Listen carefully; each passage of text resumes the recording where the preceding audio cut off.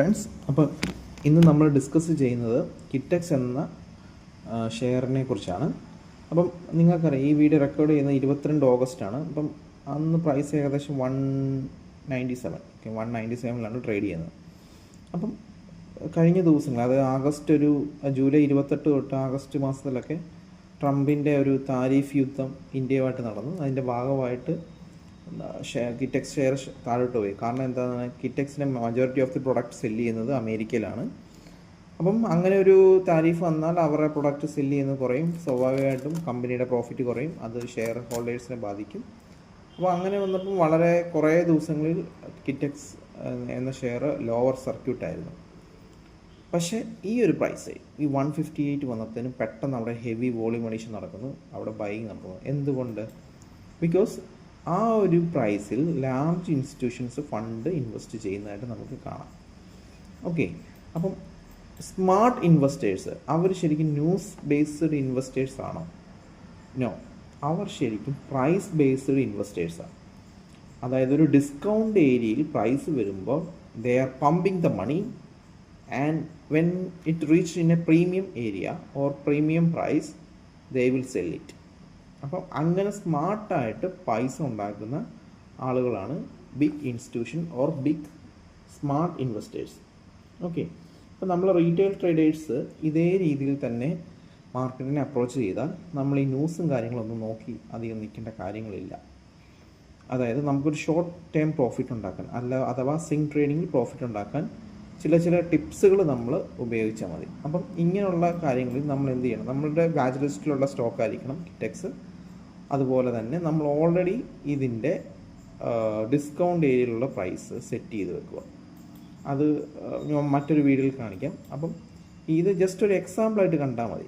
Okay, അപ്പോൾ ഇങ്ങനെ വരുമ്പം ഈ ഒരു ഡിസ്കൗണ്ട് ഏരിയയിൽ പ്രൈസ് വന്നപ്പം പ്രൈസ് ഷൂട്ടപ്പ് ആവുന്നു, but news is very bad. എന്നിട്ടും പ്രൈസ് ഷൂട്ടപ്പായി അല്ലേ? അപ്പോൾ ഈ ഒരു ഷോർട്ട് ടൈം നമുക്ക് പ്രോഫിറ്റ് ഉണ്ടാക്കാമായിരുന്നു. കാരണം നമുക്ക് ചെറിയൊരു 150 നിൽക്കണം. നമുക്ക് സ്റ്റോപ്പ് ലോസ് വേണമെങ്കിൽ ഈ ഒരു 128 അല്ല 130 വെക്കാം. പക്ഷേ അങ്ങനെ ചെയ്യുകയാണെങ്കിൽ പോലും നമുക്കൊരു സ്വിംഗ് ട്രേഡിങ് ടാർഗറ്റായിട്ട് ഇതിൻ്റെ ഹാഫ് ഒരു 230, ഒരു 50% റീട്രേസ്മെൻറ്റ്, ഏകദേശം ഒരു 234 വരെ വെക്കാം. I am expecting that. അപ്പോൾ നമുക്കൊരു ചെറിയ ടാർഗറ്റ് അല്ലെങ്കിൽ ഒരു 3 to 4% ടാർഗറ്റ് വെച്ചിട്ടാണ് നമുക്ക് സ്വിംഗ് ട്രേഡിങ് ചെയ്യാം. അപ്പോൾ കൂടാതെ തന്നെ നമ്മൾ ഇവിടെ നിഫ്റ്റിയിലോട്ട് വരുമ്പോൾ നിഫ്റ്റി ഏത് റേഞ്ചിലാണ് ട്രേഡ് ചെയ്യുന്നത്? 24,889 എന്ന് വെച്ചാൽ അതൊരു ഡിസ്കൗണ്ട് ഏരിയയിലാണോ നിഫ്റ്റി? അല്ല, ഇൻഡെക്സ് എന്തായാലും ഡിസ്കൗണ്ട് ഏരിയയിൽ. Index is above the premium area. Okay, കണ്ട ഈ ഒരു നമുക്ക് കണ്ടുപിടിക്കാം. ഫിബ് വെച്ചിട്ട് നോക്കി, ഇറ്റ്സ് എബോ. ഓക്കെ, അതെ, ഒരു 50%, 60% മേളിലാട്ടാ, സോറി 70% താഴെയാട്ടാ. അപ്പം ഏകദേശം പ്രീമിയം ഏരിയയ്ക്ക് മേളിൽ തന്നെയാണ് നിഫ്റ്റി ട്രേഡ് ചെയ്യുന്നത്.